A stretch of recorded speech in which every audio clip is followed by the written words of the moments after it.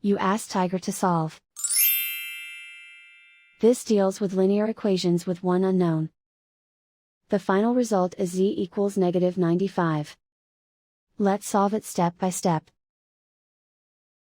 Group all constants on the right side of the equation.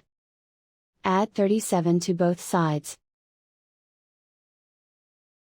Simplify the arithmetic.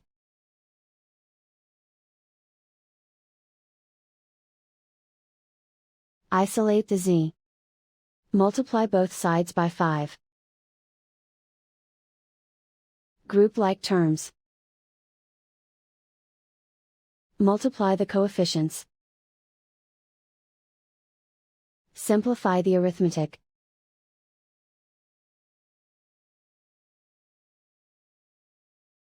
Isolate the z.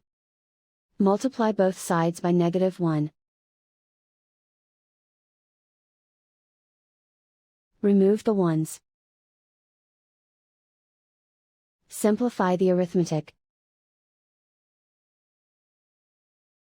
And so the final result is z equals -95.